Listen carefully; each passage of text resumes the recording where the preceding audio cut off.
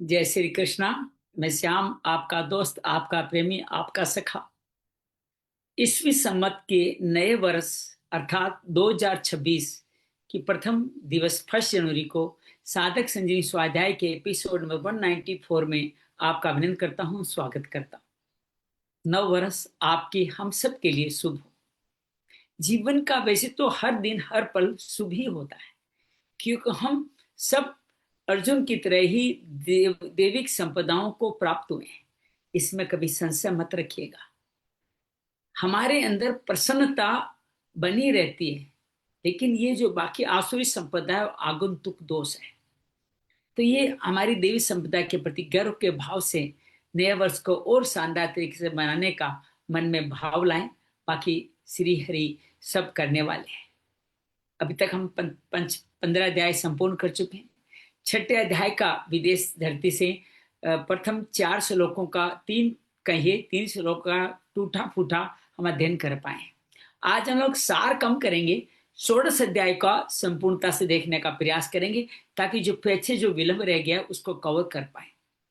तो मैं सब आइए हम मन क्रम वचन को भगवान के चरणों में लगाते हुए, नासिक के द्वारों पर ध्यान रखते हुए, अर्धन मुरित आंखों से मूलाधार चक्र से भगवान की आराधना करते हैं। नव वर्ष को भगवान की आराधना ही हमारा सर्वश्रेष्ठ कर्म है, जो आज होना चाहिए। नमो भगवते वासुदेवाय। नमो भगवते वासुदेवाय। नमो भगवते वासुदेवाय। नमो भगवते वासुदेवाय। नमो भगवते वासुदेवाय। नमो भगवते वासुदेवाय। नमो भगवते वासुदेवाय। वसुदेव सुतं देवं कंस चाणूरमर्दनं देवकी परमानंदं कृष्णं वंदे जगद्गुरुं। श्री कृष्ण वंदे जगद्गुरुं। या देवी सर्वभूतेषु श्रीमद्भगवत गीता रूपेण संस्थिता नमस्तस्यै नमस्तस्यै नमस्तस्यै नमो नमः। या देवी सर्वभूतेषु साधक संजीवनी रूपेण संस्थिता नमस्तस्यै नमस्तस्यै नमस्तस्यै नमो नमः। गुरुर्ब्रह्मा गुरुर्विष्णु गुरुर्देवो महेश्वरा गुरु साक्षात् परम ब्रह्म तस्मै श्री गुरुवे नमः। गजाननं भूतगणाधिसेवितं कपितजम्बूफलचारु भक्षणं उमासुतं शोकविनाशकारकं नमामि विघ्नेश्वराय पादपङ्कजं। नमामि विघ्नेश्वराय पादपङ्कजं। त्वमेव माता च पिता त्वमेव त्वमेव बन्धु च सखा त्वमेव त्वमेव विद्या द्रविणं त्वमेव त्वमेव सर्वं मम देव देव त्वमेव सर्वं मम देव देव। शांति शांति शांति। आइए हम सब लोग आज के हमारे इस पाठ्यक्रम को आगे बढ़ाते हैं। थोड़ा सा हल्का सा संदर्भ पूर्व कथा का। प्रथम अध्याय धृतराष्ट्र उवाच से शुरू होता है। अर्जुन विषाद योग। ओम श्री परमात्मने नमः। श्रीमद् भगवद गीता अर्थ प्रथमो अध्याय है, और यहीं पे हमारे इस देवासुर संपत्ति का भी प्रारंभ हो जाता है, क्योंकि यह शब्द आया है धृतराष्ट्र उवाच है धर्म क्षेत्रे कुरुक्षेत्रे संवेता युष्व है माम का पांडवाश्चैव किम कुर्वत संजय। यह दो विशेषण है देवासुर संपदा। धर्म क्षेत्र क्या है? दैविक संपदा का कार्य करना, वो क्षेत्र। यही क्षेत्र जब देवी संपदा का वाहक बनता है, धर्म क्षेत्र कहलाता है। और यही जो कर्म कर्ता भाव और फल में लगता है, तो यही क्षेत्र कुरुक्षेत्र आसुरी संपदा का वाहक बन जाता है। एक तो ये भाव है इस श्लोक में। दूसरा, माम का पांडवाश्चैव है। पांडव भगवान की सानिध्य में देवी संपदा के वाहक हैं, और धृतराष्ट्र की सानिध्य में धृतराष्ट्र के पुत्र और उनकी सेना किसकी है? आसुरी संपदा की वाहक है। तो ये भाव इस पहले श्लोक लीजिएगा। अर्जुन कौटुंबिक मोह के कारण आता है विषाद में, और युद्ध न करने का निर्णय लेता है। दूसरे अध्याय में अर्जुन भगवान का शिष्य बनकर के इसकी प्रार्थना करता है। आइए प्रथम दिवसीय श्लोक अवश्य पढ़ें। कार्पण्य दोषोपैत स्वभाव पृच्छामि त्वां धर्म सम्मूढ़ चेता यच्छ्रेयस्यानिश्चितं ब्रूहि तन्मे शिष्यस्ते अहं साधि त्वां मां प्रपन्नम। शिष्यस्ते अहं साधि त्वां मान त्वां प्रपन्नम। मैं आपका शिष्य कायरता के दोष से युक्त हूँ, कृपया मुझे उचित मार्ग बताइए। भगवान सांख्य योग, कर्म योग 2 मार्ग बताते हैं। सांख्य योग के माध्यम से शरीरी से इस भेद को समझो। शरीर परिवर्तनशील है, शरीरी अर्थात अक्सर अनंत है, इसको जान लो विवेक से, तो मुक्त हो जाओगे। अकर्ता भाव से बिना कर्म फल की इच्छा से निष्काम कर्म योग का मार्ग बताते हैं। कर्मण्येवाधिकारस्ते समत्वम योग विचते योगेश कर्म सुकोश्रम का मार्ग बताते हैं। स्थित प्रज्ञ में स्थापित होने की बात कहते हैं। स्थित प्रज्ञ वो व्यक्ति होता है जो जो धीर पुरुष होता है, जो द्विगुण नहीं होता, जिसमें भक्तों के सारे गुण होते हैं, जिसमें ज्ञानियों के समस्त गुण होते हैं, जिसमें आसुरी संपदा नहीं देवी संपदा होती है, वही कहलाता है यहाँ पर स्थित प्रज्ञ। तीसरे अध्याय में अर्जुन पूछता है कर्म योग और ज्ञान योग में कौन श्रेष्ठ है। भगवान कहते दोनों में कर्म करना पड़ेगा। कौन सा कर्म करें? नियत कर्म, यज्ञ कर्म करें, बाकी सब कर्म बंधन बांधने वाला है। इसी के लिए तुम्हारी ब्रह्मा के द्वारा तुम्हारी उत्पत्ति हुई है। ये करोगे तो पापी नहीं कहलाओगे, जीवन व्यर्थ नहीं होगा। यज्ञ करने से अन्न जल सब जीवन में आते रहेंगे। लोगों के लिए सेवा कार्य करना ये जनक आदि भी करते हैं, मैं भी यही करता हूँ। और अपना 7 पदों का मत बताते हुए कहते हैं इन मतों पे चलोगे तो तुम जीवन में आगे बढ़ते चले जाओगे। अर्जुन पूछता है कि सब ऐसा क्यों नहीं करते। भगवान इसमें स्वधर्म निधनम श्रेय बताते, कहते अपने धर्म में निधन भी श्रेय है और पर धर्म में जीना भी कल्याणकारी है। तो यहाँ अर्जुन के पूछने भगवान कहते हैं कि ये काम ऐस क्रोध ऐसे रजोगुण समन्वय, काम और क्रोध का दोनों देवी संपदा है और रजोगुण से उत्पन्न होती है, जिस कारण से तुम्हारा विवेक ढक जाता है। तुम इसको नष्ट कर दो, मार डालो। चतुर्थ अध्याय कर्म योग में भगवान ज्ञान कर्म संन्यास योग में भगवान निष्काम कर्म का इतिहास सूर्य की उपस्थिति से बताते हैं और कहते हैं कि मैं यदा यदा धर्म से ग्लानि भवति भारत, धर्म की हानि पे उत्पन्न होता हूँ। अर्थ करता क्या हूँ? धर्म संस्थाप था ये संभवानी ज्ञ जन्म कर्म चयन में दिव्य मेरे दिव्य है। जो जान लेता है वीतराग वैसे क्रोध हो जाता है, मुझको भजन करता है। बाकी कामनाओं की सिद्धि के लिए आसुरी संपदा की कामना स्वयं आसुरी संपदा है, प्राप्ति के लिए देवताओं को बसते हैं। चातुर्वर्ण माया सिस्टम मेरे द्वारा रचे गए हैं, लेकिन मैं कर्ता ने लिप्त नहीं होते। सभी मुमुक्षु जानते हैं तुम भी कर्म क्या है, अकर्म क्या है, विक्रम क्या है, इसको जानो और तुम कर्म पुनः से निरसय होकर के शरीर आदि के लिए कार्य करते हो। जो मिलता है संतुष्ट से द्वंद से अतीत हो करके ज्ञान में स्थित हो जाओ। भगवान कहते हैं 12 तरह की यज्ञों की बात करते हैं। तप यज्ञ, योग यज्ञ, स्वाध्याय यज्ञ, देव यज्ञ आदि। ज्ञान यज्ञ प्राण अपान और अपान का प्राण हवन की बात करते हैं। भगवान कहते हैं यज्ञ का शिष्टा अमृत भुजो, यज्ञ का जो अमृत जो मिलेगा उस कारण से तुम जीवन में आगे बढ़ जाओगे। ज्ञान योग को श्रेष्ठ बताते हैं। पंडित ज्ञान सत्व दर्शन की शरण में जाने की बात करते हैं। इससे तुम श्रद्धावान लभते ज्ञानम, श्रद्धा से ज्ञान पाओगे। लब्धम पराम शांति, ज्ञान से लब्धम पराम शांति पाओगे। अश्रद्धा अज्ञान अधूरा ज्ञान को इस ज्ञान रूपी तलवार से काट डालो, तुम मेरे में स्थित हो जाओ। पंचम अध्याय कर्म संन्यास योग में अर्जुन फिर पूछता है कि संन्यास कर्म में कौन श्रेष्ठ है। भगवान कहते हैं दोनों का परम फल मैं हूँ। संन्यास योग में कठिनाई बड़ी है, कर्म योगी सहज भाव से विजित आत्मा जितेंद्र योग सब तो मुझको देखता है। हालांकि ज्ञान योगी भी विवेक के आधार पर शरीर का भेद जान के यही मार्ग देखता है। कर्म योगी 9 द्वारे देही में रहते हुए कर्म फलों में लिप्त न होते हुए न कुछ करता है, न अपने लिए करता है, न कोई फल चाहता है। वो मेरी बुद्धि मेरे आत्मा प्रायण हो जाती है और अपुनरावृत्ति को प्राप्त होता है। समदर्शी बनता है। विद्या से विनय संबंध ब्राह्मण चंडाल में समदर्शिता, ये समदर्शिता अगले अध्याय में भी आने वाली है। वो स्थित प्रज्ञ होते हुए, स्थिर बुद्धि वाला होते हुए प्राप्य प्राप्य प्रिय प्रिय नहीं होता और वो शरीर के मोक्ष के लिए कार्य करता है। बाकी सब लोग कामनाओं की अर्थात आश्रित संपदा आश्रित होकर के वो व्यक्ति कभी सुखी नहीं होते। जो सुखी होते ब्रह्म निर्वाण को प्राप्त होता है, सम संस्कारों काट के ब्रह्मभूत को पा जाता है। काम क्रोध से अयुक्त होकर के वो मेरा ध्यान करता है। स्पर्शान करता बहिर्वाय चक्र शिवांतर भ्रू, नासिका के द्वारों पर ध्यान रखते हुए, भ्रुकुटी के बीच में ध्यान रखते हुए मेरा चिंतन करता है और भोक्तारम यज्ञ तपसा का भोक्ता कर मेरा भक्त बन जाता है। छठा अध्याय ज्ञान आत्म संयोग में भगवान कहते हैं अनाश्रित तक जो कर्म फल का आश्रय नहीं रखता हो, नेष्टिम सेंटी को पाके आत्मा को उद्धार करता है। बाकी आत्मा के शत्रु होते हैं। जो आत्मा का उद्धार करते हैं जितात्मा प्रशांत आत्मा समदर्शी होता है। सुख दुख हानि लाभ लोहा सोना पापी वेरी में समदर्शी होता है। भगवान कहते हैं पवित्र प्रदेश में बैठा हुआ वो व्यक्ति ज्ञान अपनी या इंद्रियों को वे नासिका के द्वारा ध्यान रखते हुए, यम नियम का पालन करते हुए, मन चंचल मन को स्थिर करते हुए मेरा ध्यान करता है। ये ज्यादा सोने ज्यादा खाने वाले का नहीं सिद्ध होता, युक्ताहार विहारस्य करने वाला, युक्त चेष्टा करने वाला का उनकी उपमा दीपक की लौ से दी गई है कि ये निश्चित को निरुद्ध करके अत्यंतिक सुख पाते हैं, दुखों का नाश कर लेते हैं, सब संकल्पों का युद्ध सने सने धीरे धीरे धारणा बुद्धि मेरे में लगे मन को वहीं स्थापित करते थे।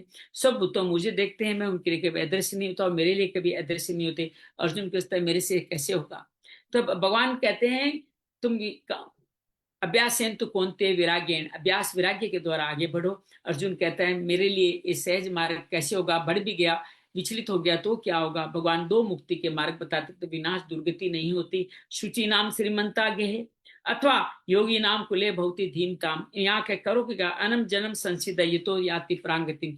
पूर्व अभ्यासों के आधार पर नेहा विक्रम नाशों को समझते हुए परम गति को प्राप्त होगे। सकाम तपस्वी, सकाम ज्ञानी, सकाम कर्मी से योगी श्रेष्ठ है। और मेरे समर्पित होकर योग करो, तुम सर्वश्रेष्ठ योगी बन जाओ। सप्तम अध्याय ज्ञान विज्ञान योग में भगवान कहते हैं कि मेरे में जो आसक्त है, जो मेरे शरणागत है, उनके लिए समग्र ज्ञान मैं ज्ञान विज्ञान योग कहूंगा।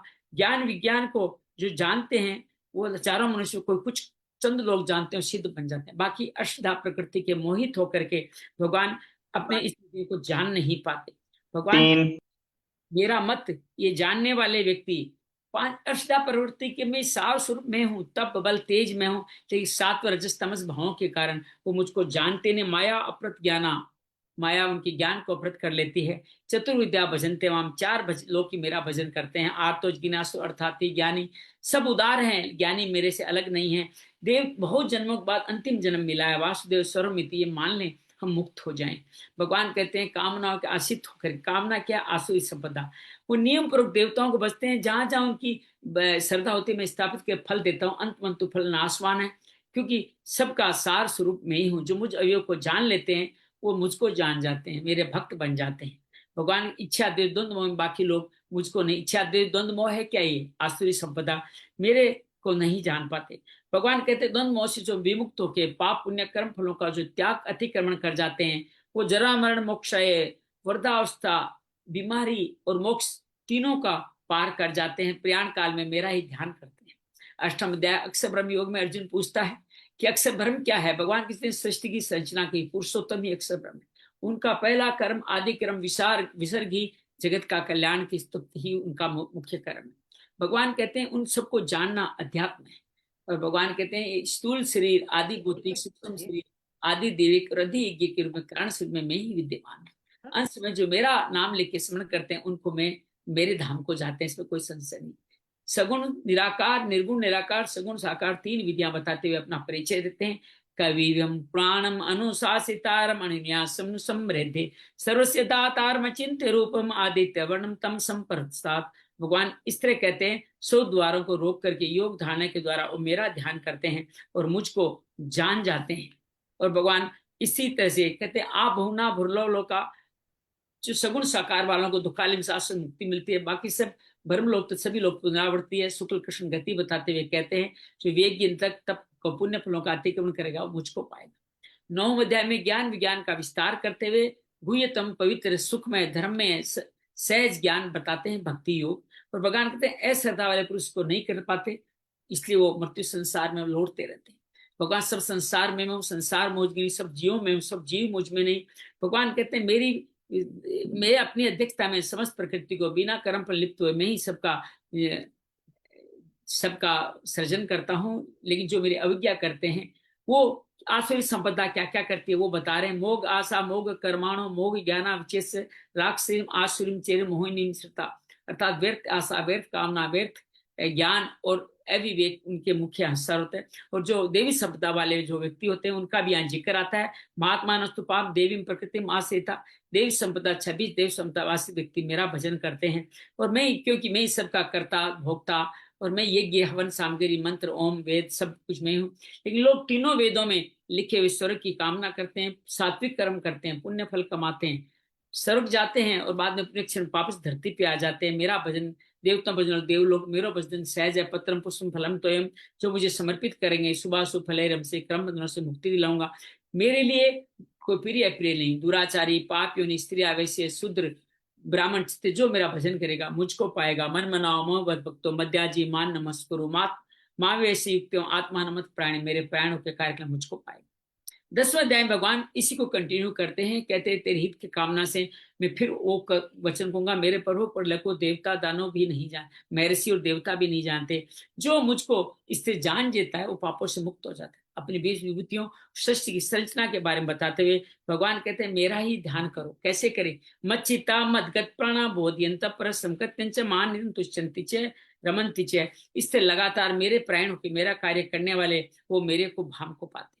अर्जुन कहता है परम ब्रह्म पवित्र भगवान आप हो, आपके इस बात को कोई नहीं जानता, आप स्वयं ही जानते हो। भूत बावन भूतेश देव देव जगत पते विश्वतम विभूतियों को विस्तार से सुनना चाहता है। भगवान कहता है संक्षेप में कहूंगा, संसार की जितनी विशिष्ट वस्तुएं सब मेरे से ही है। अब था बहुनातेन किम ज्ञातेन तो अर्जुन इससे ज्यादा क्या कहूं, सम संसार मेरे अंश से ही विद्यमान है। एकादशी मद अनुग्रह का मंत्र देते हुए अर्जुन भगवान को कहते हैं मेरा मोह खत्म हो गया, आपका विश्व रूप देखना चाहता हूं, अगर मेरे द्वारा देखना संभव तो मुझे दिखाइए। भगवान कह लो देखो पास में पार्थ रूपाणी, मेरे अनेक रूप अनेक रंग का रूप देखो। अपने अंदर सारे आदित्य अश्विनी दो अश्विनी का मरुतस्ता सबको दिखाने की बात करते हैं। अर्जुन को स्वचक्षु से नहीं दिखता, दिव्य चक्षु प्रदान करने की कृपा करते हैं। संजय भी दिव्य चक्षु प्राप्त करता है। महायोगेश्वर ने अपना रूप देखा, अनेक बावक्त नैनम वाला दिखाया, हजार सूर्य के प्रकाश के इक्विवेलेंट दिखाया।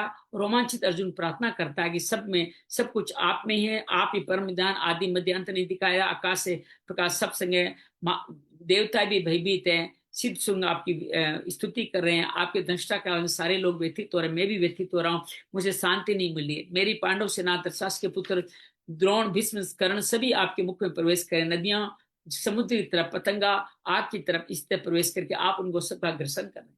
भगवान की प्रार्थना एक बार सुन लेते हैं। आख्यामी में को भगवान उग्र रूपो नमस्तुते देववर प्रसिद्ध विज्ञात्मिच्छाम्यवंत माध्यम नहीं प्रजानामि तम प्रवृत्तम। भगवान इस तरह आप क्या हो मैं पहचान नहीं पा रहा हूँ, किस प्रवृत्ति को मुझे अपना परिचय बताएं। भगवान कहते हैं श्री भगवान वाच है कालोस कालोक्षम लोक क्षय कर परवर्दो, मैं काल हूं सबका क्षय करने के लिए निष्कंटक राज्य गोसम मेरे द्वारा मारे जा चुके हो, तुम केवल निमित्त मात्र हो, निमित्त मात्रम सव्य साचिन, सारे राजा मेरे द्वारा मैं। संजय कहता है कत्तांजित अर्जुन भयभीत अर्जुन प्रार्थना करता है, कहता है कि आप नाम गुण लीला से समस्त संसार मुक्ति पा रहा है, ज्ञान पा रहा है, देवता चकित हो रहे हैं, आप सब कुछ आदि पुरुष पुराण वायु अग्नि वरुण आप ही है, और मैं आके पीछे से आपको नमस्कार करता हूँ। हे सखाए मित्र कहते हो आपकी महिमा को नहीं जाना, आपका कई बार अपमान किया, आप गुरुओं के गुरु है, मुझे क्षमा प्रदान करें, मैं भयभीत हूँ, मुझे चतुर्भुज रूप दिखाने की कृपा करें। भगवान कहते हैं मैं तुमसे प्रसन्न हूँ, मेरे इस विश्व रूप को व्यतीत मत हो, ये कोई सामान्य चीज नहीं है तुम्हारा देखना, सब लालायित रहते हैं।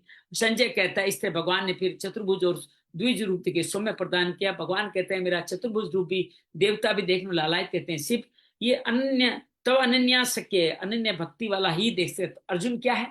अनन्य भक्ति वाला भक्त है, भगवान ये कह रहे हैं। भगवान फिर कहते हैं मेरी भक्ति का रास रहस्य बताते हैं, मत कर्म मत परमो मत भक्त संग वर्जित है निर्वे सर्वभूतेषु ये से मामयति पांडव है। तो मेरे लिए कर्म करने का कार्य करते हैं, परायण करने करते हैं। द्वादश अध्याय में इसको और स्पष्ट करते हैं, अगुण जब सगुण साकार निगुण निकार के बीच भेद पूछता है। भगवान कहते हैं कि देहाभिमान के कारण ज्ञान योग में क्लेश भोग है, और बाकी मेरा स्मरण करके वो मृत्यु संसार सागर से भक्त मुक्त होते हैं, वही श्रेष्ठ कदम है। समर्पण योग, अभ्यास योग, मेरे लिए कर्म करना और कर्म फल के त्याग के 4 मार्ग बताते हैं, और कहते हैं अभ्यास से ज्ञान श्रेष्ठ, ज्ञान से ध्यान, ध्यान से कर्म फल का त्याग तुरंत शांति प्रदान करने वाला है। भक्तों के 39 लक्षणों के बारे में बताते हैं। तुल्य निंदा स्तुति रुमोनि संतुष्टो येन केनचित् अनिकेत स्थिरमति भक्तिमान में प्रियो नरः।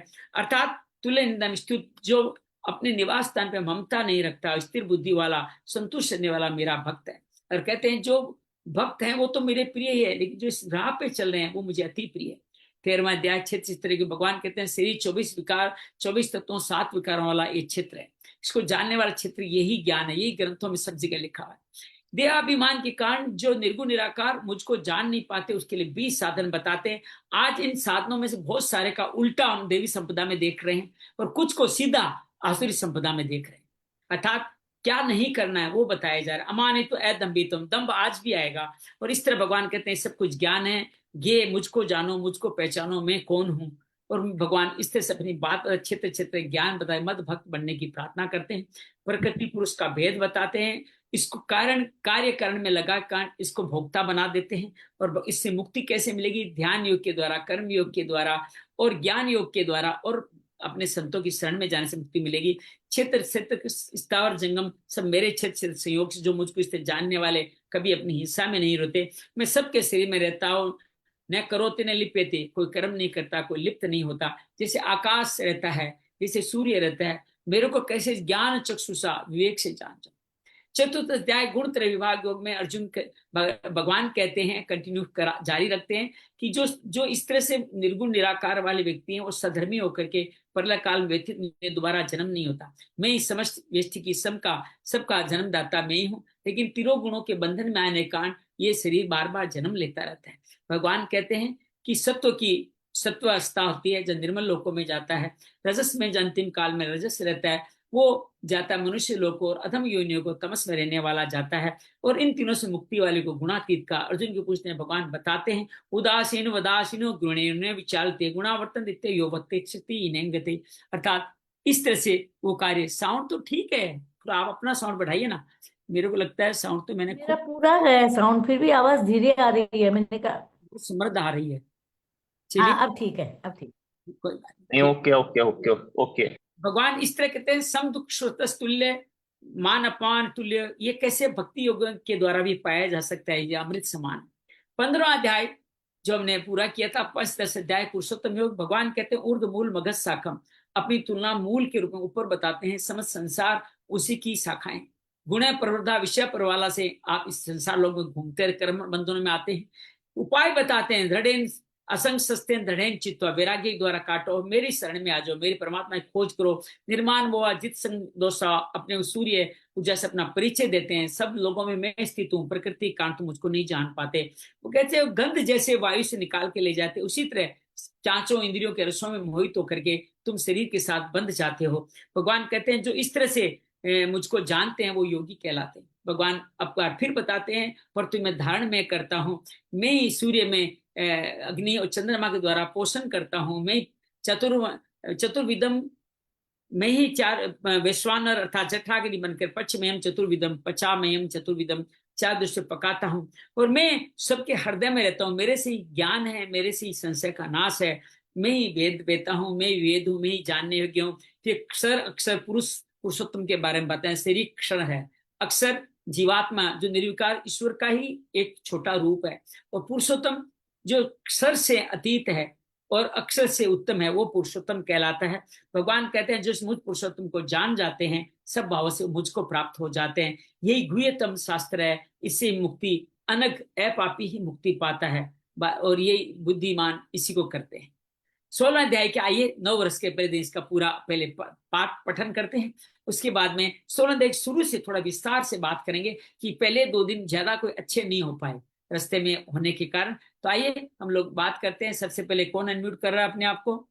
हाँ, निशु का हाथ पहले गया। निशु, आप 16 अध्याय के पहले 6 श्लोक पढ़े, जय श्री कृष्ण श्लोक सर। पढ़े आज जी। ओम श्री परमात्मने नमः। श्रीमद्भगवद गीता अथ षोडशोऽध्याय।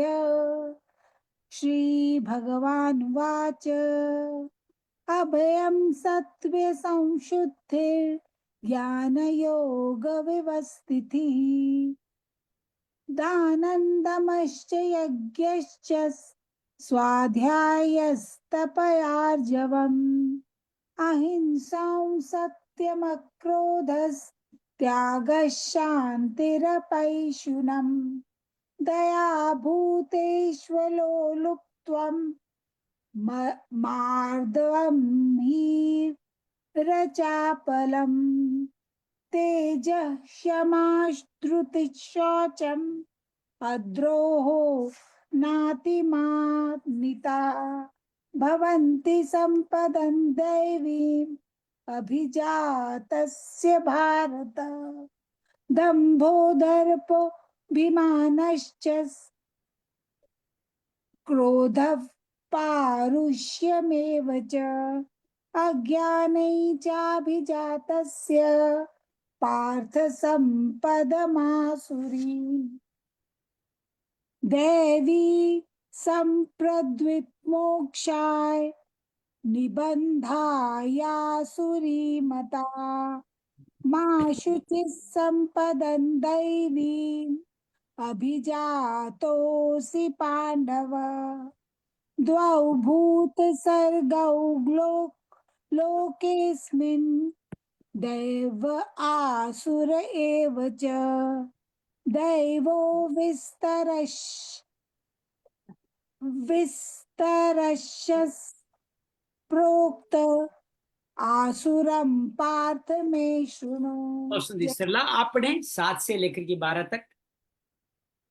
प्रवृत्तिं च निवृत्तिं च जनान विदुरासुराः न शोचन्नापि चाचारो न सत्यं तेषु विद्यते असत्यमप्रतिष्ठन्ते जगदाहुरनीश्वरम् अपरस्परसम्भूतं किमन्यत् कामहेतुकम्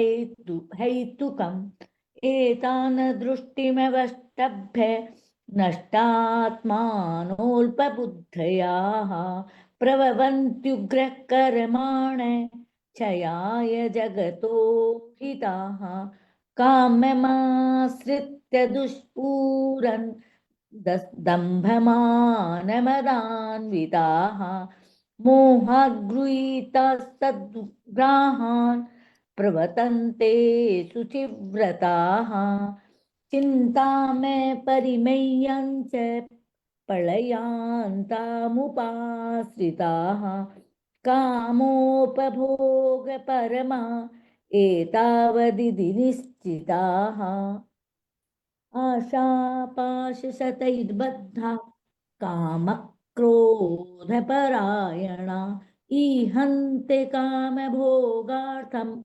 अन्यायेनार्थसज्जिया। अंजलि आप पढ़ें 13 से 18। जय श्री कृष्ण।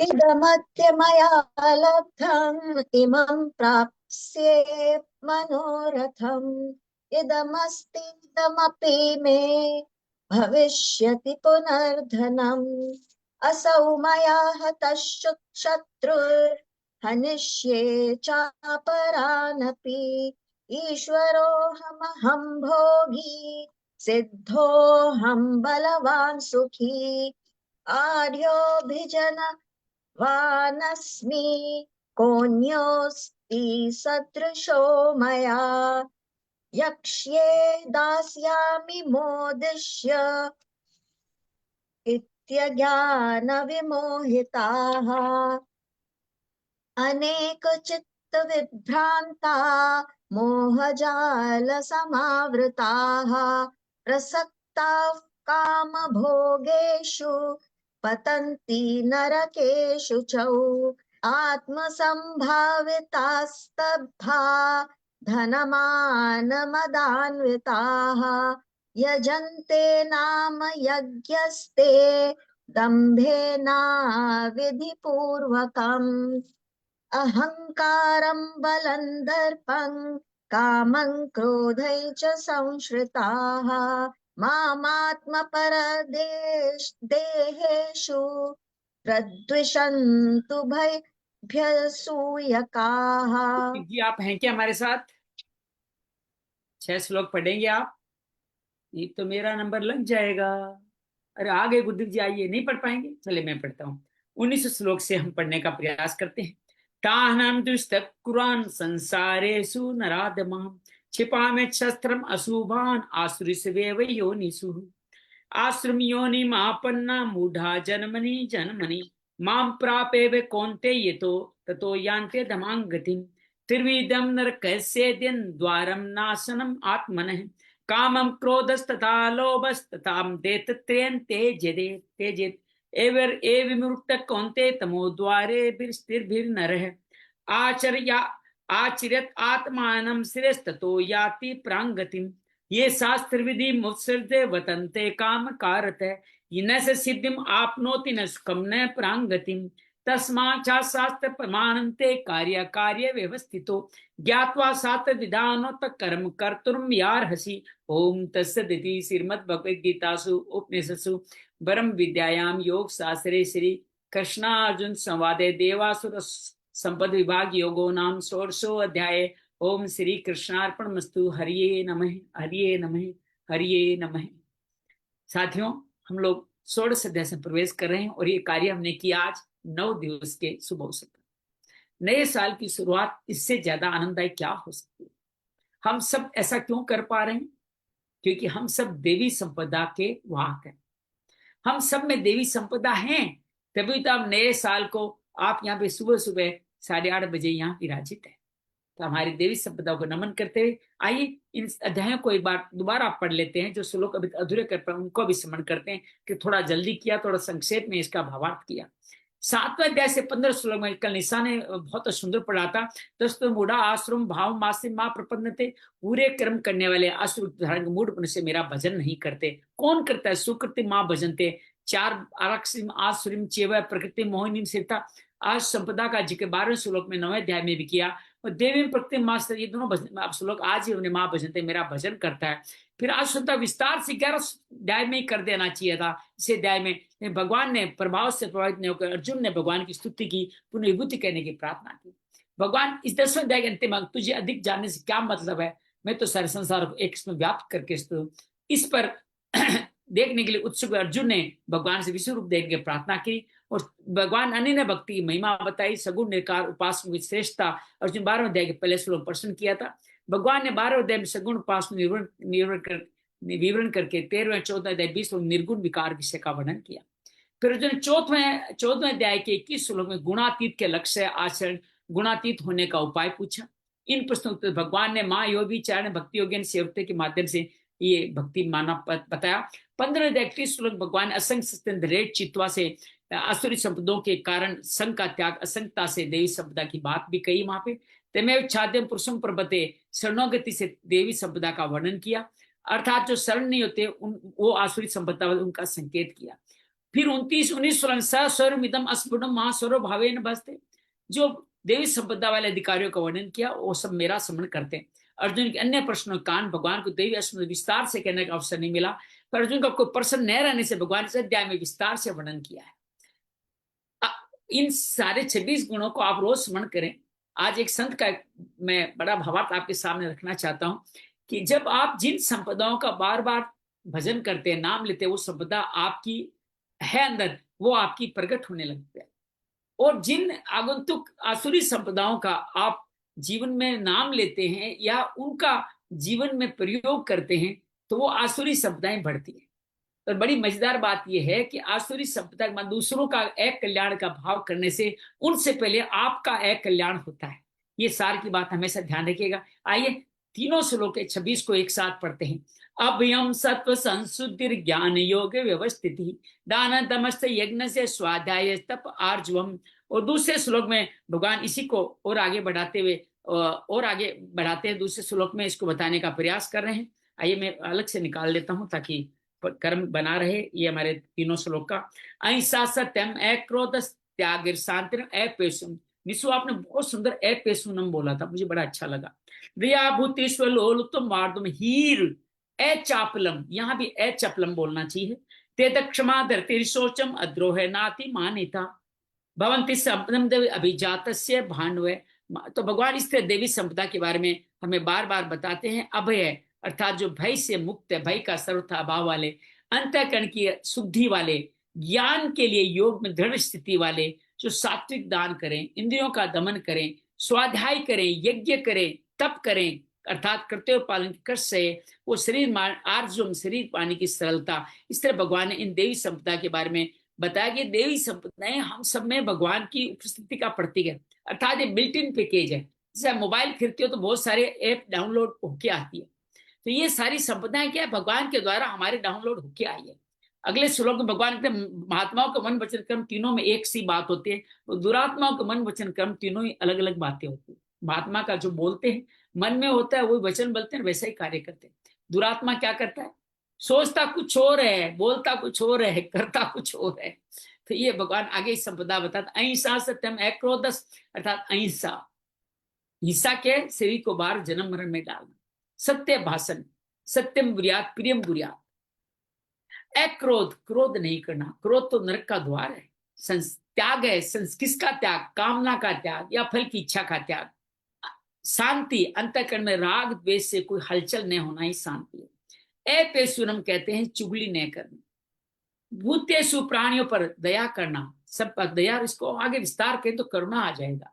अलोलुप्तम, संसार के विषय आपको पांचों इंद्रियों से बार बार ललचाएंगे। आज मैं श्रीमती से कह रहा था, मेरे बैग में कुछ ऐसे कुछ पड़ा था, बच्चे के लिए लाया था, बच्चे तो सब नया वर्ष मनाने गए हैं, श्रीमती से हम 2 घर में अकेले थे, तो रात को 12 बजे उठ करके उसने निकाल निकाल के खा गई। मेरे को ललचा रहे हैं तेरे को इस उम्र में भी, अभी भी, तो वो है ललचापन, संसार के विषयों में ललचाना। अंत अमार्गम, अंतःकरण की कोमलता, बाहरी करण में लोगों का श्यार में व्यवहार में होता है आर्जम, और मार्दम अपने अंतःकरण में, अंतर से आप कोमल हो, शरीर हो, अर्थात आपके अंदर मन से आप भगवान का अंश हो, वही मार्दम कहलाता है। एक करते हम करने में लजा, री री है, वह रे, 3 मिलके है, वरी री हरी हरि, एक कर्तव्य करने में लजा। जो आपका कर्तव्य नहीं है उसमें करते हुए आपको लज्जा आनी चाहिए, मैंने ये काम किया लेकिन बड़ा गलत काम किया, मुझे नहीं करना चाहिए, ऐसा भाव भी आपके मन में आता है तो ये भी देवी संपदा है, इस बात को समझिएगा। चापलम, चपलता, चंचलता का भाव, चंचल मन आपको पता नहीं कहां से कहां का पहुंचा सकता है। ये चंचल मन जब नहीं होता है तो आप इस तरह से आप भगवान की इस बात को आप पा जाते हैं। एक सुंदर बहुत बात कहे हैं, कर्ण ने अपनी त्वचा कैसे दी, परशुराम गुरु के लिए अपनी त्वचा का दान दिया, अर्थात उसको बिच्छू काटा था उसने हटाया था नहीं। सिबी ने अपना मांस काट करके जो परीक्षा लेने इंद्र आए थे उनको खिला दिया। दधीची ने अपनी हड्डियां किसके लिए, वत्रासुर के वध के लिए देवराज इंद्र को दे दी। जीमूत वाहन ने अपना जीवन, पूरा जीवन ही दे दिया। सच्चा महात्माओं के लिए, परमात्माओं के लिए कुछ भी अदेह नहीं है, अर्थात वो सब कुछ दे सकते, दूसरा का साधु पर दया करते हैं। साधारण मनुष्यों की दया उनकी दया में थोड़ा फर्क है। दया में हमारे अहंकार हला जाता है। अलोलुप्तम, इंद्रियों का विषय संबंध होने पर दूसरों का भोग भोगते हुए देख से मन का ललचा उठना लोलुपता है, और इसका सर्वत अभाव अलोलुप्तम।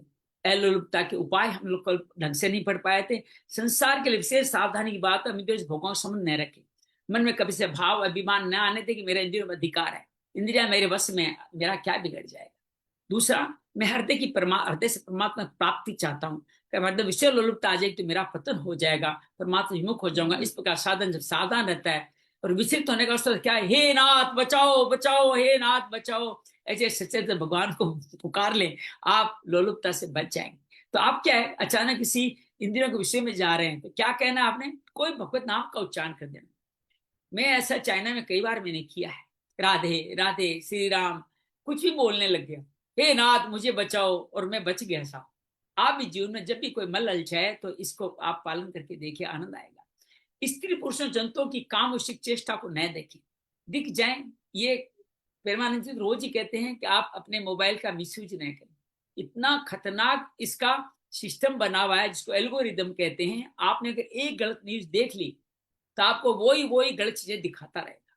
ये कर्म फल भी इससे ही चलता है, ये भगवान के द्वारा ही संचालित है। कलयुग बढ़ेगा कैसे, नहीं तो एक आपने दरवाजा खोला, अनेक दरवाजे आपके और खुल जाएंगे, क्योंकि अभी आएगा कि आगंतुक है दोष, हमारे इनलोड, हमारे में अपलोडेड ये नहीं है, हमारे दोष है। जो भगवान कहता है क्या करना, हे नाथ बचाओ, ये भाव कह दीजिए आप, आपका तुरंत लोलुपता खत्म हो जाएगी। साधन में आपसे शेयर करना चाहता, मैंने लागू किया अपने पे। स्त्री पुरुषों जंतुओं की काम विषय चेष्टा नहीं दीजिए। ये 24 तो क्या सोचें, विचार करना, कोई बात नहीं, 84 लाख योनियों का रास्ता है। ये चीज से मनुष्य प्राणी सभी इसके अंतर्गत आते हैं। मैं तो ऊपर उठना चाहता हूं, मैं जन्म मरण मेरा मार्ग नहीं है, इस भाव को अगर करेंगे तो ऐसी काम चेष्टा नहीं देखी। ये भाव एलोलुप्तम में आया है। मार्दम, बिना कारण दुख देने वालों, वेर रखने वालों के प्रति अंतःकरण में कठोरता का भाव न होना, स्वाभाविक कोमलता का नाम ही मार्दम है। शरीर की प्रधानता आर्जम है, अंतःकरण की प्रधानता मार्दम है। सब में कोमलता का भाव रहता है, जो संतों में भी पाया जाता है, जिसको कई तरह से आप कर बते। कोई बात नहीं, कोई बात चले। री, शास्त्र लोक मर्यादा विरुद्ध काम करने में जो संकोच रहता है उसका नाम ही लज्जा है। साधक को साधक विरुद्ध क्रिया करने में लज्जा आती है, वह लज्जा केवल देखने, लोगों के देखने में नहीं आती, मन में अपने आप पीछे, हे राम राम मैं ऐसी क्रिया कैसे कर सकता। तो ये भी एक मुक्ति का साधन है। क्या करा, पहले तो आप हे नाथ मुझे बचाओ, और वो गलत कार्य करे नहीं। बाई दिवे आपसे गलत कार्य हो गया तो क्या करना है आपको, हीर, लज्जा, मन में क्या बात, हे राम मैं ऐसी क्रिया कैसे कर सकता हूँ, मैं तो साधक हूँ, लोग मुझे साधक समझते हैं, ऐसा मैंने कैसे कर सकता हूँ। ये लज्जा अगर करोगे तो बुरा कर्म के फल से बच जाओगे। देखो, दो साधन बड़े सुंदर हैं। साधक अपनी अहंता बदल देता है, मैं सेवक हूँ, मैं जिज्ञासु हूँ, मैं भक्त हूँ, और अहंकार को स्वाभाविक लज्जा आती है। इस तरह साधक, मैं साधक हूँ, मैं सेवक हूँ, मैं जिज्ञासु, मैं बद्ध भक्त हूँ, इसमें अपनी हितो रुचि बदल लेनी चाहिए। साधक विरोधी अपने उद्देश्य जल्दी प्राप्त करे। अचापलम, ये हमारी अंतिम जो दिया गया है, जिसके अंतर्गत हम इसको ये 11वीं दूसरे श्लोक का अंतिम है। अचापलम, कोई भी कार्य करने में चंचलता, चपलता, उतावलापन नहीं होना। ये कर लूं, भाग दौड़ के करूं। धैर्य, धीरे धीरे करें, हर बात को समझे, सोचे। मैं आज एक पत्रकार, एक लेखक बारे में पढ़ना चाहता था। आप सभी अगर लिखना चाहते हैं गुरुदेव जी, अंजलि, इस बात को समझिएगा। आप एक बार लिखें और 4 बार उसको पढ़ें। 4 बार कम से कम पढ़ें। ये गीता का भावार्थ एक बार समझ नहीं आया, 4 बार पढ़ें। 4 बार पढ़ेंगे तो आपको अपने आप ही मुक्ति का रास्ता मिलता चला जाएगा। वो चीज समझ में आ जाएगी, उसमें जो सुधार है वो भगवान अपने आप करा देगा। 4 अलग अलग धर्म, अर्थ, काम, मोक्ष तक पहुंचना है तो 4 मार्ग को अपनाना पड़ेगा। तो अंतःकरण में चंचलता नहीं होती, वो व्यक्ति विकसित चंचल नहीं होता। और 30वें श्लोक में बच्ची भी 6 जो हमारी देवी संप्रदाय क्या है, ते क्षमा धृति सोचम अद्रोह है नाति मान्यता, ये 6 इसके अंदर बताएगी। तेज मतलब जो आपके अंदर जो आभा मंडल दिखना चाहिए, वो देवी संप्रदाय का कारण है। क्षमा, घमंड नहीं करना है तेज का, ये देवी संप्रदाय, मेरा नहीं है, भगवान का स्वतः प्रदायित्व है। क्षमा, आप किसी को माफ कर सकते हो, इतनी आपके पास पावर भी है, फिर भी आपको क्षमा करते हो। धृति, धैर्य, सोचम, शरीर की शुद्धि यहाँ पे लिया गया। अद्रोह है, ये क्रोध से और अद्रोह में फर्क समझिएगा। क्रोध में तो आप उसको प्रकट कर देते हो, अद्रोह में खाली भाव रहता है, अर्थात वेर भाव का न होना अद्रोह है। द्रोह क्या है, मैं, इसने मेरा किया मैं देख लूंगा, और ये बहुत अकल्याणकारी है, मेरे परिवार का बुरा किया इसको मैं देख लूंगा, ये अद्रोह कहलाता है। नाति मान्यता, मान को नहीं चाहना। आज इसको एकदम भी देवी आसुरी संपदा में दम्भ के नाम से भी यही आएगा। हे भरतवंशी, ये सभी देवी संपदा को प्राप्त मनुष्य के लक्षण है। तो महापुरुषों का संग भी तेज रहता है, बिना कारण अपराध करने वालों को क्षमा करना। क्षमा और अक्रोध में अंतर क्या है? क्षमा में जिसने अपराध किया उससे विशेष दृष्टि रहती है, कभी किसी का दंड न हो। अक्रोध में अपनी तरफ दृष्टि रहती है कि हमारे में क्रोध न हो, जलन न हो, किसी प्रकार की हलचल नहीं हो। क्षोभ, मोह, ममता, भय, स्वार्थ को लेकर भी पुत्र के अपराध पिता से क्षमा कर देता है, तो ये क्षोभ ममता शुद्ध नहीं है। किसी बलवान या क्रूर व्यक्ति के कारण हम भयवश माफी मांग लेते हैं, वो भी कोई बड़ा बात नहीं है। क्षमा भी 2 तरीके से, हमने किसी का अपकार किया, दंड हमें नहीं मिले, इस वजह से क्षमा मांगना। तो इस क्षमा में स्वार्थ का भाव है, इसलिए उच्च दर्जे की क्षमा नहीं है। डर के मांग ली क्षमा, तो ये उच्च दर्जे की क्षमा नहीं है। हमसे किसी अपराध हुआ है, अब आगे उम्र ऐसा फिर कभी नहीं करूंगा, इस बात क्षमा मांगी, ये अच्छी क्षमा है। तो मुझे क्षमा को अपने में लाना चाहिए, तो कौन सा उपाय करें? तो उसके लिए मनुष्य अपने लिए किसी प्रकार सुख की आशा न रखे, अपना अपकार करने में बुरा न चाहे, क्षमा भाव प्रकट हो जाता है। धृति, किसी भी अनुकूल या प्रतिकूल विचलित होकर अपनी स्थिति में कायम रखने का नाम धैर्य कहलाता है। वृत्तियां सात्विक होती है, धैर्य ठीक रहता है। और आपने ये विकारों में भी धरती पड़ा होगा, तो सात्व में सात्विक धैर्य, या राजसिक तामसिक भी हो सकती है, तो धैर्य वैसा नहीं रहता। जैसे आप किसी चढ़ाई कर रहे तीर्थ स्थल की, तो अनुकूलता प्रतिकूलता आती रहती है। उसी तरह जब मन में भाव ये रहता है मुझे तो उस मंजिल तक पहुंचना है, तो आपकी धरती पर सात्विक ही बनी रहती है। सोचम, बाह्य शुद्धि अंतःकरण की शुद्धि का नाम सोच है, आगे भी आया है। सोचम हमारे भक्तों के गुणों में भी आया है, परम प्राप्ति का उद्देश्य रखने वाले, और हमारे 20 साधनों में भी सोच आया है। परम प्राप्ति का उद्देश्य साधन बाह्य शुद्धि का ख्याल रखता है। बाह्य शुद्धि रखने से अंतःकरण की शुद्धि स्वतः ही होती है। कल एक संत शुद्धि का भाव बता रहे थे, आपसे शेयर करूं, हालांकि आजकल आसान नहीं है।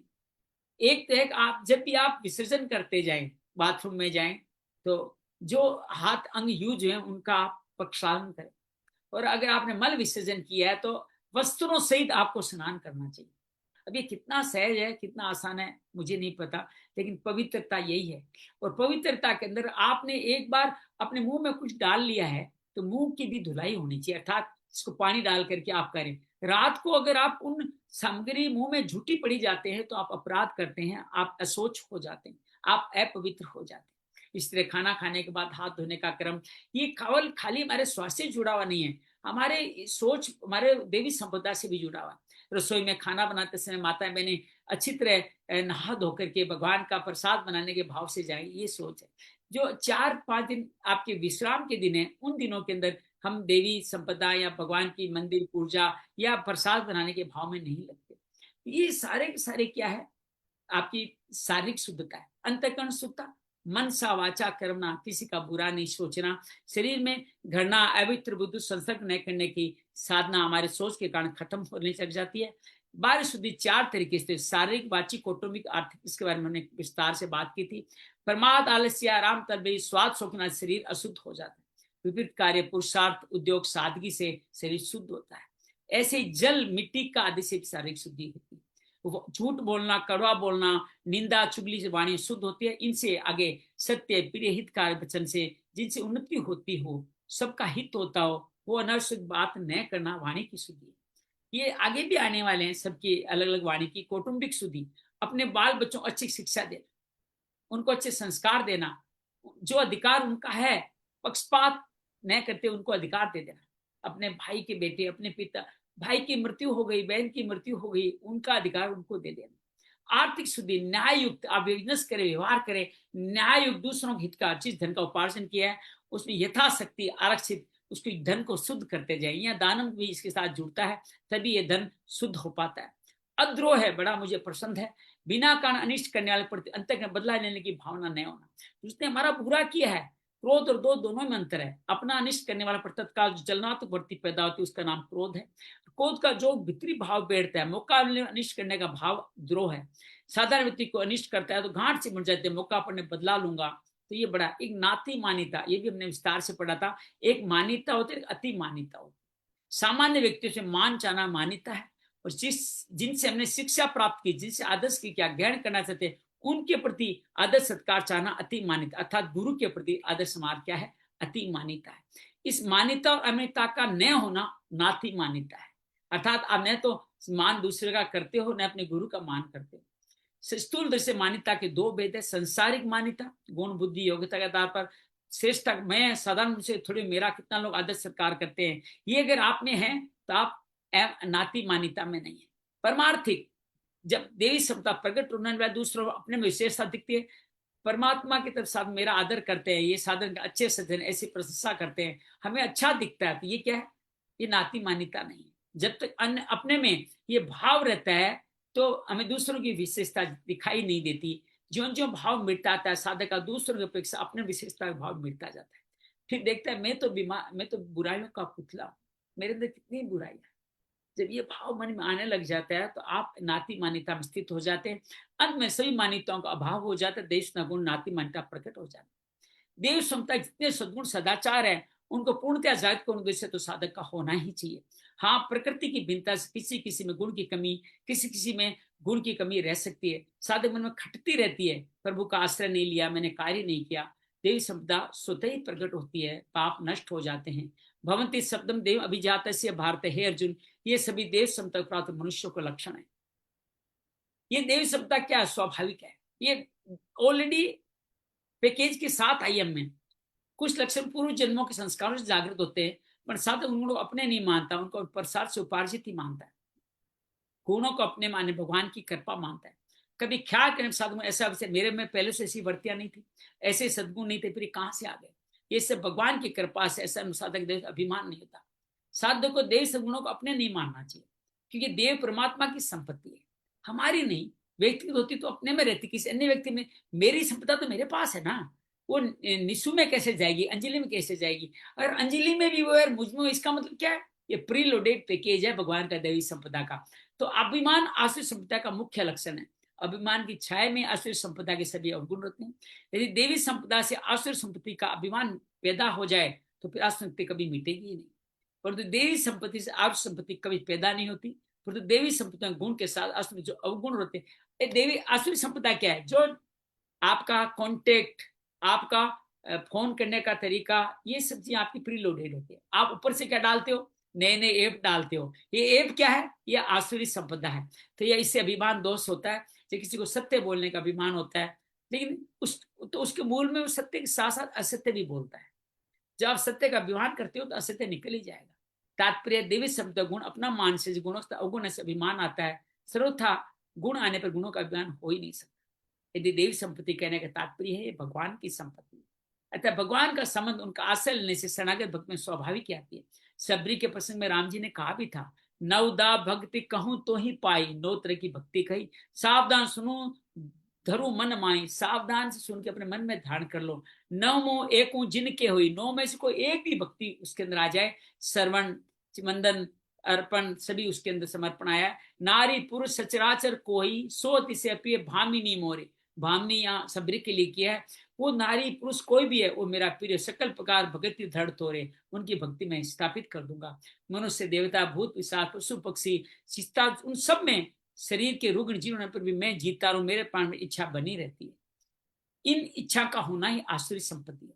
त्यागी वैरागी साधक में प्राणों के बने रहने की इच्छा रहती है, परंतु प्राण पोषक बुद्धि इंद्रिय लुप्तता नहीं थी। उसका उद्देश्य परमात्मा होता है, न कि शरीर और संसार। साधक भक्त का भगवान में प्रेम हो जाता है तो प्राणनाथ प्राण इस धर्मोधन से पुकारता है। भगवान का योग सह नहीं कर सकता तो प्राण भी छूट जाए। कारण मनुष्य जिस वस्तु को प्राणों से बढ़कर मान लेता है तो सहसा प्राणों को त्याग कर लेता है। जैसे पति पड़ता स्त्री पति को प्राणों से बढ़कर प्राणनाथ मानती है तो उसका प्राण शरीर वस्तु व्यक्ति आदि में मोह नहीं रहता। कितना सहज है माताओं के लिए। प्राणनाथ पति को मान ले, फिर आपका प्राण शरीर मोह नहीं रहेगा। पति के मरने पर उसके वियोग में प्रसन्नता पर, ये परंपरा पहले चल रही थी, उस तब ये लिखा गया प्रसन्नता पर सती हो जाती है। यहाँ सती होने का एक तात्पर्य मेरे को जो समझ में आता है ये है कि आप पत्नी के जाने के बाद भी उसके विचारों को, उसके अधूरे कामों को, उसके संस्कारों को आप आगे बढ़ाते चले। तो यही पति के संस्कारों को आगे बढ़ाना है। उनके सतीत्व है, उनका तप आपके अंदर आ जाएगा और आप उन्हीं की तरह कार्य कर पाएंगे। बहुत सारी माताओं ने कार्य किया है। लक्ष्मीबाई का नाम, अहिल्याबाई का नाम आप सब जानते हैं। तात्पर्य भगवान अनन्य प्रेम हो जाते, प्राणों का मोह नहीं रहता। प्राणों का मोह नहीं, असमता सर्वथा मिट जाती है, देवी समता स्वतः प्रकट हो जाती है। तुलसीदास जी यही कहते हैं, प्रेम भक्ति जल बिनु रग रहाई, अभी अंतरमल कबहु न जाई। अत एक परमात्मा उद्देश्य रखने वाली देवी संपदा बताई है। संसारिक भोग भोगना, संग्रह करना जिनका उद्देश्य है, ऐसे प्राण पोष प्राण लोगों को कौन संपत्ति होती है आगे के लक्ष्य। अब एक बड़ी मजेदार बात आपके साथ निशु अंजलि गुरदीप शेयर करता हूँ। भगवान ने देवी संपदा जो ऑलरेडी अपलोडेड है वो 3 बताई, 3 श्लोकों में। आप विश्वास करेंगे 4 से लेके 19वें श्लोक तक 18 श्लोक 15 श्लोक आसुरी संपदा से भरे हुए। आप अपना मोबाइल देखिए, उसमें कितने ऐप डाल रखे हैं। देखिए, ये देखिए, आप मोबाइल को सब अपने मोबाइल को खोल करके देखें कितने ऐप आपको पता चल जाएगा। ये कहता मैं दिखने भी नहीं दूंगा। ये देखिए, ये जो मोबाइल आपका है, ये देखिए स्टार्ट में 4 5 6 ऐप आते हैं। अब देखिए ये जो भरे हैं ये सब क्या है, ये आसुरी संपदा है जो आपने उसके अंदर भरी। ये तो बाहर कम दिख रहे हैं, अंदर और ज्यादा है। तात्पर्य ये है कि ये आसुरी संपदा आपने डाउनलोड की है। जो पहले से डाउनलोडेड आती है वो देवी संपदा है। आइए, आसुरी संपदा जो आप डाउनलोड कितनी भी कर सकते हो ना, लेकिन भगवान यहाँ 5 ही बताएंगे। आइए उनको समझते हैं। 4था श्लोक, दंभो दर्पो विमानस्य क्रोध प्राश्यम पारुष्यम एव च अज्ञानम च अभिजातस्य पार्थ संपदम आश्रम। यही खत्म कर दी, लेकिन इनका वर्णन बहुत लंबा है, परिवार बहुत बड़ा है इनका। हे पार्थानंद, दंभ करना पहला, दर्प घमंड करना, अभिमान करना, क्रोध करना, पारुष्यम सब याद रखिएगा, कठोरता रखना, अज्ञान अविवेक का होना, ये आसुरी संपदा को प्राप्त मनुष्य के लक्षण। क्या क्या बताया? पहला दंभ, फिर दर्प, फिर अभिमान, फिर क्रोध, फिर कठोरता, फिर अविवेक। 6 आसुरी संपदा भगवान ने यहाँ पे बताई है। दंभ मान बढ़ाई पूजा ख्याति आदि प्राप्त वैसी स्थिति न होने पर दिखाने का नाम दंभ है। अदम अनदम्भित्वम भी आया था। कहाँ आया था? दंभ न रखना 20 ज्ञान के साधनों में आया था।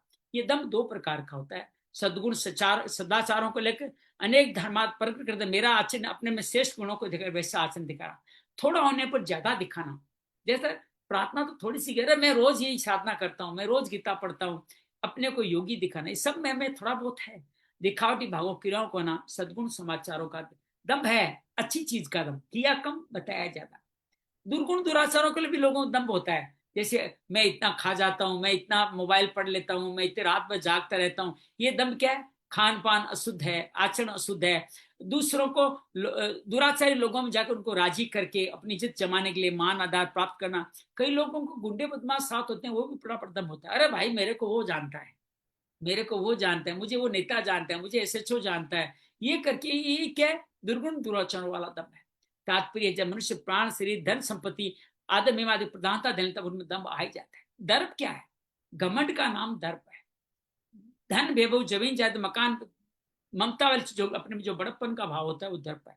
जैसे मेरे पास इतना धन है, मेरा इतना बड़ा परिवार, मेरा इतना राज्य है, मेरे पास इतनी जमीन जायदाद, मेरे पीछे इतने आदमी, मेरे आवाज के पीछे आदमी चलते हैं, मेरे पक्ष से बहुत आदमी है, धन संपत्ति विवाद मेरी कौन बराबरी कर सकता है, मेरे पास ऐसे ऐसे पद है, अधिकार है, संसार में इस प्रतिष्ठा है, मेरे बहुत न्याय है, मेरा संप्रदाय कितना ऊंचा है, मेरे गुरु कितने प्रभावशाली, ये सब क्या है? ये सब के सब दर्प है, अभिमान, अहिंसा, अहंता वाली चीजों को लेकर, स्थूल सूक्ष्म कांड से को लेकर अपने में जो बड़प्पन का अनुभव होता है उसका नाम अभिमान है।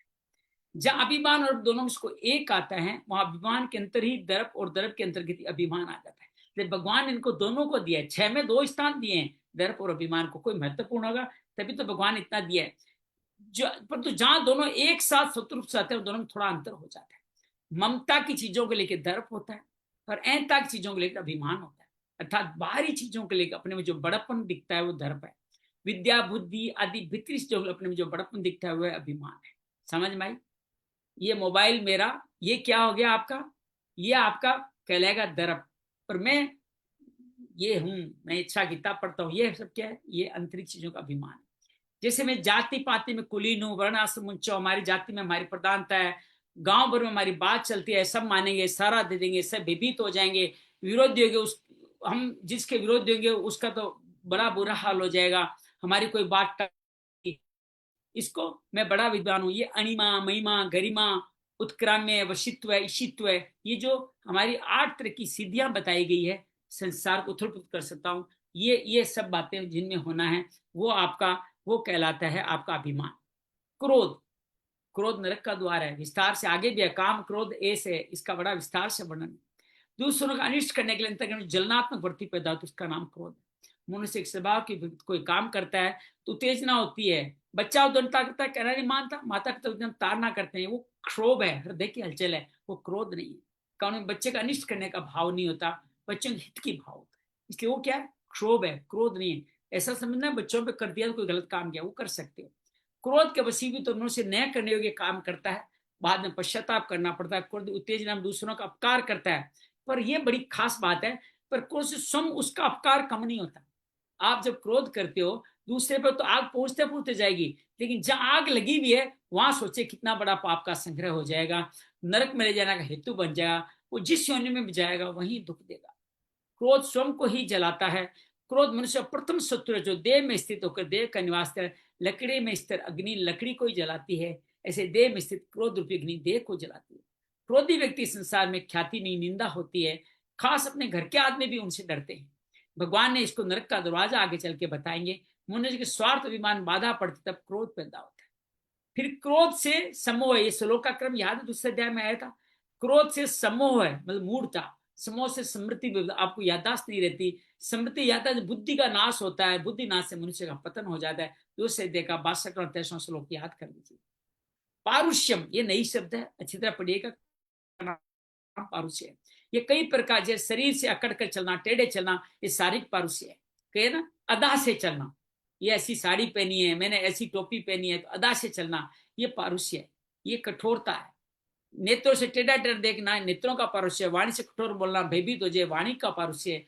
दूसरों में आपद संकट दुख आने में सहायता न करके राजी होना, प्रसन्न हो जाना दूसरी तकलीफ में, ये आपका हृदय का पारुष्य है। जो शरीर और प्राणों के साथ एक हो गए हों ऐसे मनुष्य दूसरों की क्रिया वाणी बुरी लगती है, उसके बदले में उनको कठोर वचन सुनाते हैं, दुख देते हैं, सब राजियों कहते हैं आपने देखा कि नहीं देखा, मेरे साथ ऐसा व्यवहार किया, अब देखो मैंने इसे डांट खट्टे कर दिए, अब मेरे साथ बोल सकता है क्या, मेरा कभी भी अनादर नहीं कर सकता। ये सब व्यवहार पारुष्य का। तो ये क्या है? देवी आसुरी संपदा है। स्वार्थ बुद्धि अधिकता रहने के कारण मनुष्य अपना मतलब सिद्ध करने के दूसरों को कष्ट देगा, उनको आपत्ति आएगी, इन बातों विचार ही नहीं करता। हृदय में कठोर भाव होने से केवल अपना मतलब देखता है और इसके परिणाम मुझे सुख हो गया तो ये विचार कर ही नहीं सकता। ये कठोरता है। अज्ञानम, जहां अज्ञानम का नाम अविवेक का है। अविवेक पुरुषों को सत असत, सार असार, कर्तव्य कर्तव्य आदि का बोध नहीं होता। अभी आएंगे, प्रवृत्ति निवृत्ति भी नहीं समझ पाता, उसकी दृष्टि भोग संग्रह पे लगी रहती है। वह सोच भी नहीं सकता कि नाश संपदा कब तक साथ है। पशुओं की तरह केवल प्राण पुरुष लगे कारण क्या कर्तव्य है क्या अकर्तव्य, इस बात को नहीं जानना ही ये कहलाता है अज्ञान है। ये तात्कालिक संयोग जन सुख को सुख मानते हैं, शरीर इंद्रियों प्रतिकूल संयोग को दुख मानते हैं। उद्योग तो सुख के लिए करते हैं, परिणाम के उनके पहले से भी अधिक दुख मिलता है। राजन, श्रीमद् भागवत में परीक्षित को कहा गया है 11वें अध्याय जो मुक्ति का स्कंध है जिसमें उद्धव गीता है। स्त्री पुरुष संबंध आदि बंधनों से बंधे पुरुष तो सुख की प्राप्ति और दुख की निवृत्ति के लिए कर्म करते रहते हैं। लेकिन जो पुरुष माया से तरना चाहते उसको उपचार करना चाहिए, उस कर्मों का फल किस प्रकार उल्टा होता चला। सुख के बदले दुख पाते हैं, गौर करना, ये लाइन अंडरलाइन कीजिएगा। सुख के बदले दुख पाते हैं और दुख दूर होने के बदले उनका दुख बढ़ता जाता है। सुख के बदले दुख का चाहना के आगे भी आया, वो दुख का बढ़ना है। किसी फिर भी उनको चेत नहीं होता उनके हमारे नतीजा क्या होगा। ये मान पदार्थ सुख आराम धन संपत्ति प्रलोभन न करने योग्य कार्य करते हैं, उनके लिए बड़ा हितकारक होता है। अभिजात से पार्थ संपद आसन, ये सब आशु संपत्ति प्राप्त मनुष्य के लक्षण है। भगवान बार बार कहता है कि जो केवल संयोग जन्य सुख में आसक्त है वो आसुर शब्द है। जिसका उद्देश्य परमात्मा को प्राप्त करना नहीं है, जो शरीर धान के भोग भोगना चाहते हैं वो असुर है। उस आसुरी संपत्ति का नाम आसुरी संपत्ति। मरण धर्मा शरीर के साथ एकता बांध के मैं कभी मरू नहीं, हिरण्याकश्यप की तरह, हिरण्याक्ष की तरह, रावण की तरह सदा जीता सुख भोगता हूं, ऐसी इच्छा मनुष्य अंतःकरण में ये आसुरी संपदा होती है। 18वें अध्याय के 40 श्लोक भगवान ने कहा, कोई भी साधन प्राणी प्रत्येक गुण संबंध सर्वथा रहित नहीं है। इससे सिद्ध क्या होता है, प्रत्येक जीव परमात्मा का अंश होते हुए प्रकृति के साथ संबंध लेकर ही पैदा होता है। प्रकृति के संबंध का तात्पर्य क्या है, प्रकृति का शरीर में मैं मेरेपन का संबंध तादात्म्य और पदार्थ ममता आसक्ति के साथ कामना का होना, शरीर में मैं मेरेपन का संबंधी आसुरी संपदा का मूलभूत लक्षण है। जिसका प्रकृति से मुख्यतः संबंध उसी के लिए कहा गया आसुरी संपत्ति को प्राप्त हुआ है। प्रकृति के साथ संबंधित जीव का अपना मानव है, इस संबंध का त्याग कर सकता है, कारण कि जीव चेतन निर्विकार है। वो इस संबंध को छोड़ते असमता मिट जाएगी। तात्पर्य आसुरी समता को प्राप्त हुए प्रकृति से अपना संबंध संदिग्ध असमति को मिटा सकते। कितना आसान है। ये शरीर मेरा नहीं, संसार मेरा नहीं, ये मेरे लिए नहीं, ये मान लेने से असमता खत्म हो जाती है। लेकिन जो जो मोह बढ़ता है, असमता अधिक बढ़ती है। अधिक बढ़ने मनुष्य अपने प्राणों को रखने के लिए और सुख भोगने दूसरा नुकसान भी करता है, दूसरों हत्या करने में हिचकता नहीं। मनुष्य जब अस्थायी को स्थायी मान ले, आज दुर्गुण दुराचरण समय के समय उसमें आ जाते। तात्पर्य असत का संग होने से असत आचरण, असत भाव, दुर्गुण बिना बुलाए बिना उद्योग के अपने आप आते हैं। ये आगंतुक है जो मनुष्य परमात्मा को अधोगति में ले जाते हैं। अब भगवान देव साथ दोनों प्रकार की संपत्तियों का फल बताते हैं। लेकिन आज इतना ही पढ़ते हैं। हमने उम्मीद है हमने पहले 4 श्लोक अच्छी तरह कर लिए हैं। कल से हम 5वें अध्याय में जाएंगे।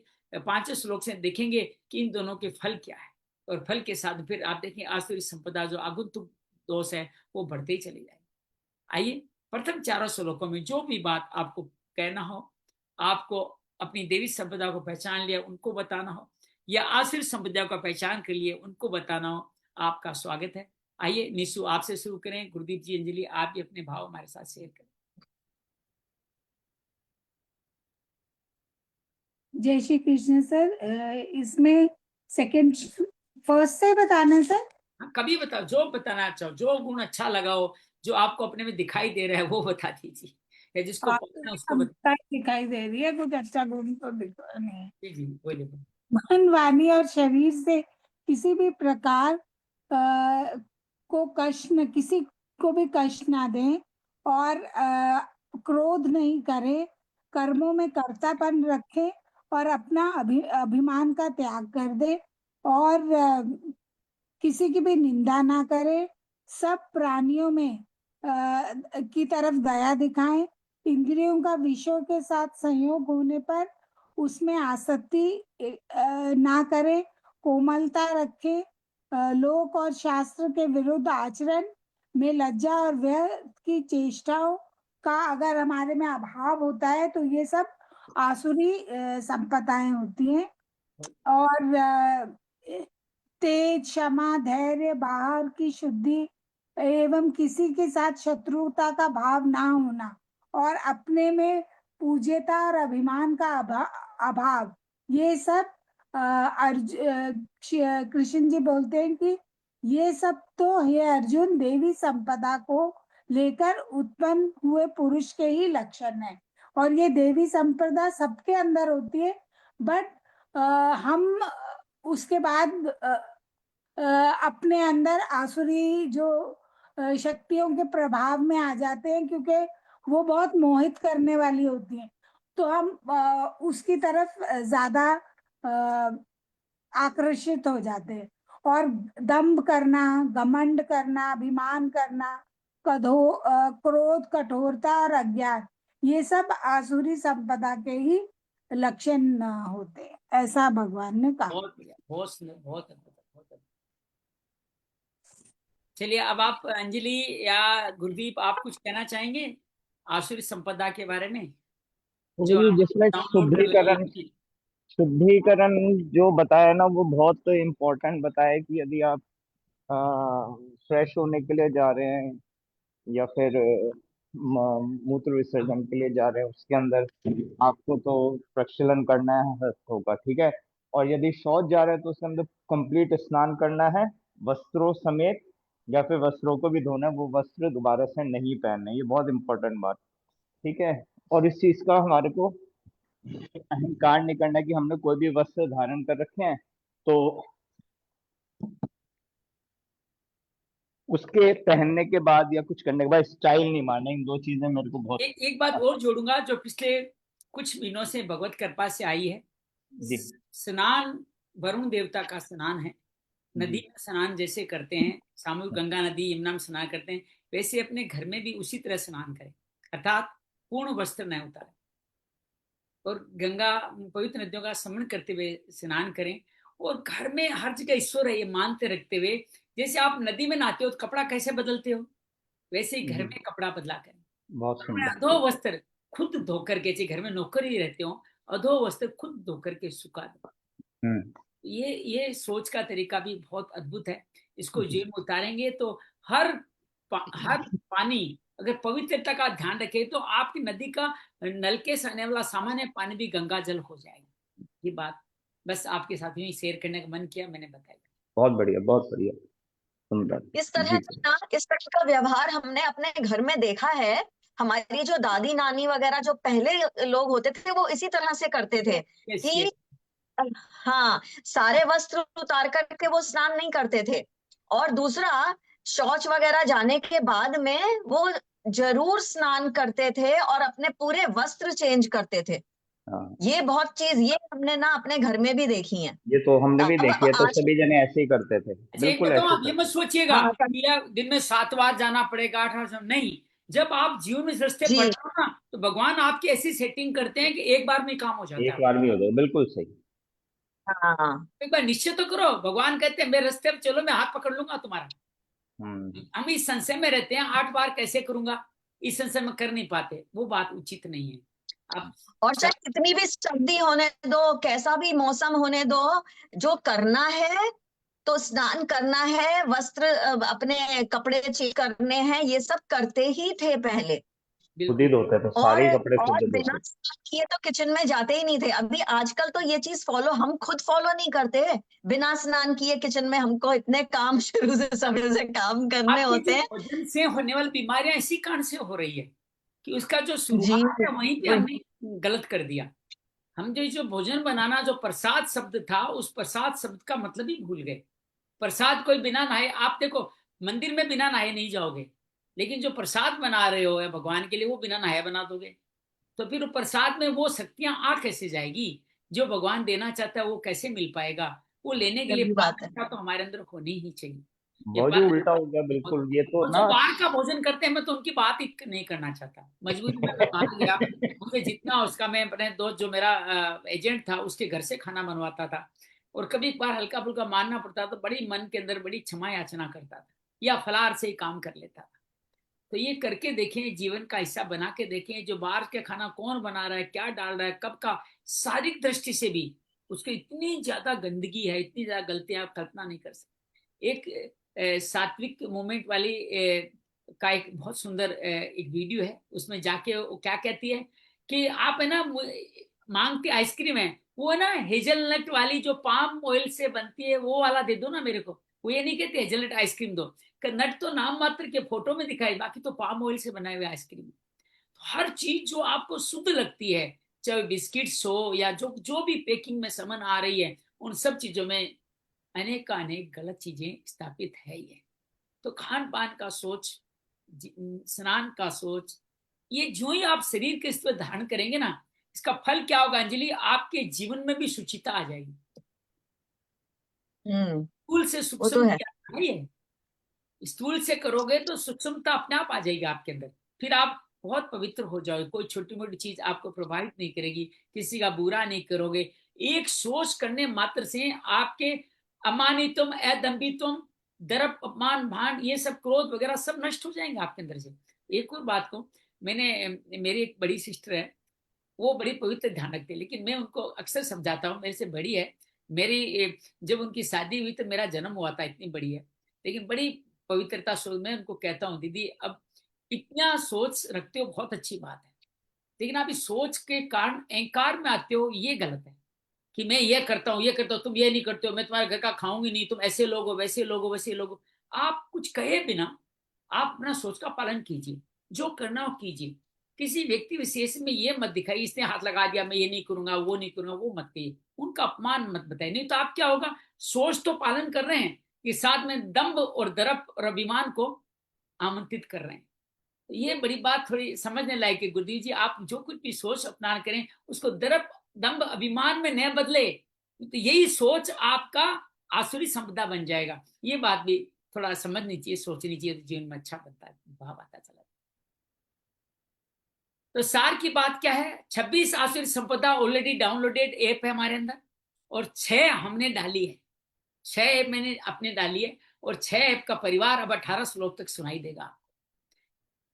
नरक के द्वार तक का रास्ता इससे निकलने वाला है, परवर्ती निवृत्ति नहीं जानने वाला बात प्राप्त करा है। इसलिए अर्जुन को कहते हैं कि तुम्हारे में आसुरी संपदा ऑलरेडी डाउनलोडेड है। अर्जुन को नहीं, हमें कह रहे हैं तुम चिंता नहीं करो, हम आसुरी संपदा को अपने आप डाउनलोड कर लेते हैं, जीवन में बहुत सारी समस्याओं में हम आगे बढ़ते चले जाते हैं। आइए इन आसुरी संपदाओं का एक बार मनन करते हैं, ध्यान करते हैं, आंख बंद करके करते हैं। तो मैं तो उससे बीच आंख खोल लूंगा, मुझे श्लोक नहीं याद होंगे, लेकिन आप आंख जरूर बंद कीजिएगा। देवी संपदा, ये शरीर क्षेत्र है, मुस्कान के साथ इस शरीर रूपी क्षेत्र में जो प्रोडक्ट हमें मिला है, उसमें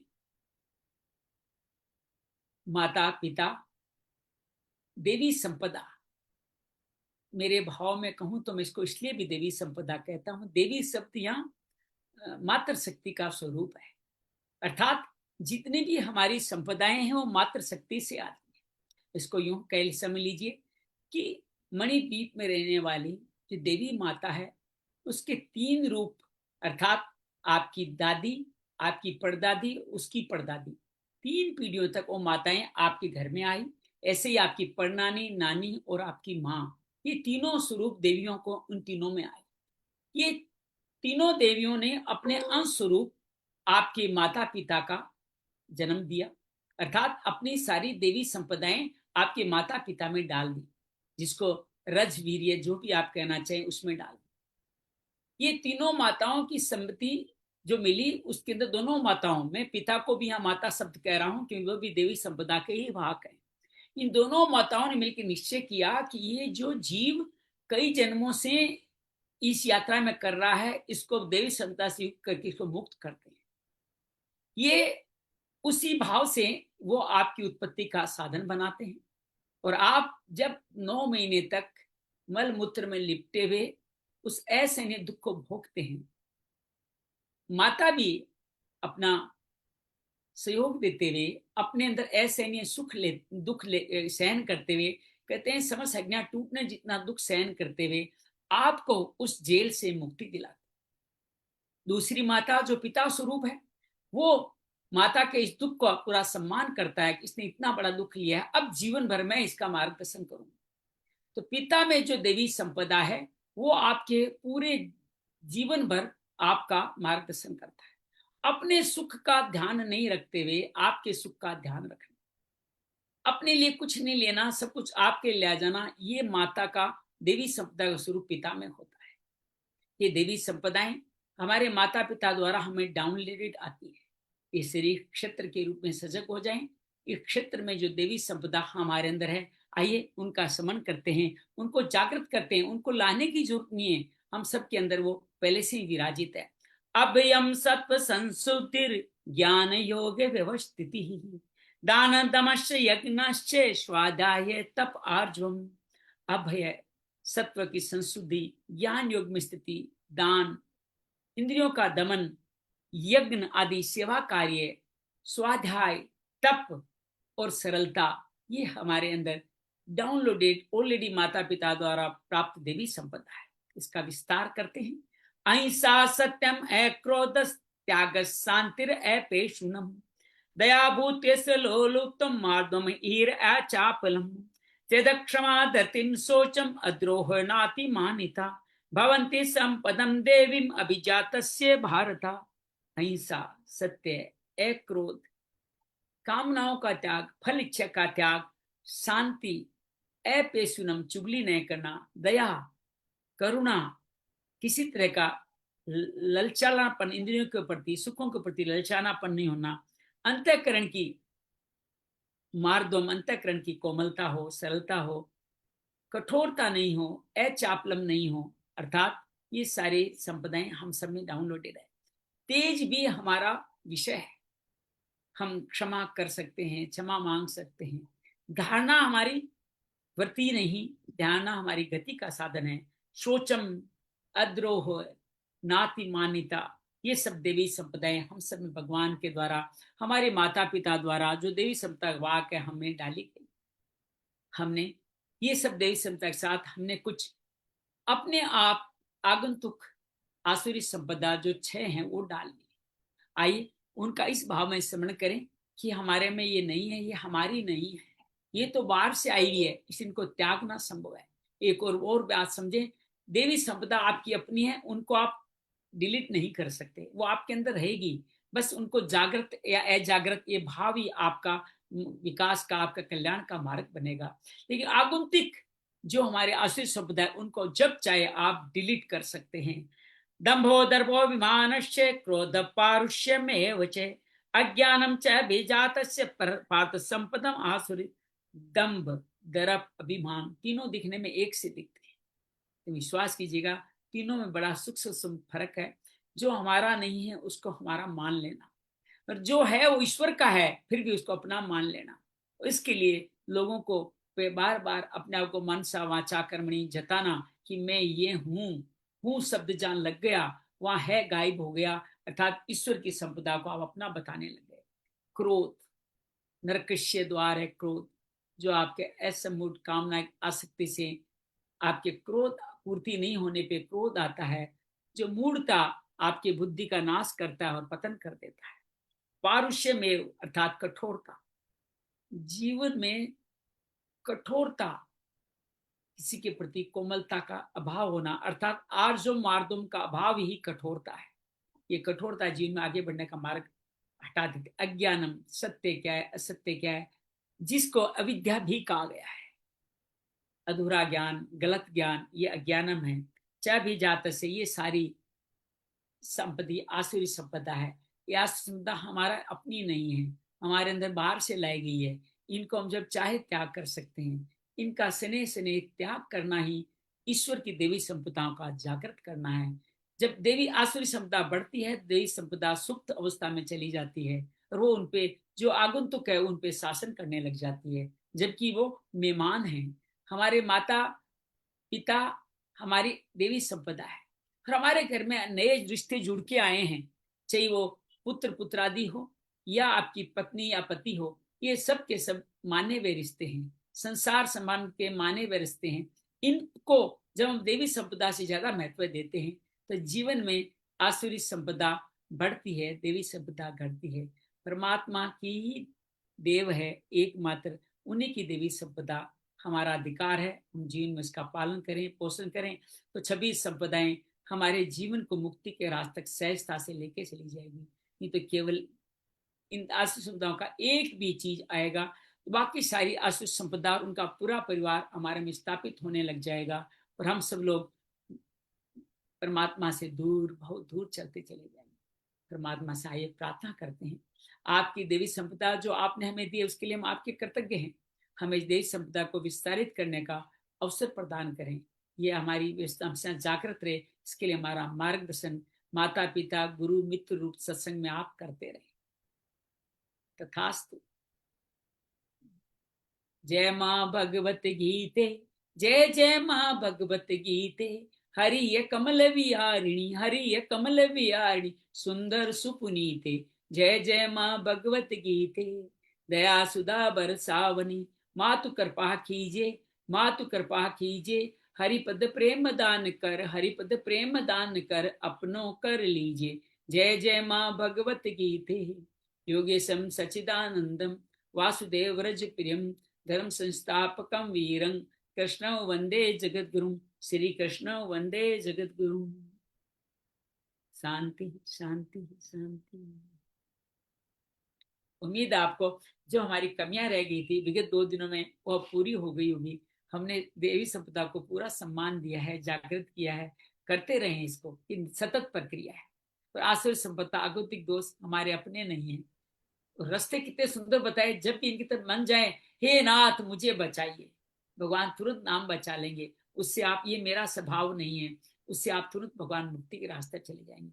आपका लिंक अपने आप संपदा से जोड़ना हमारे लिए सहज है, जिसके लिए जप बहुत महत्वपूर्ण है।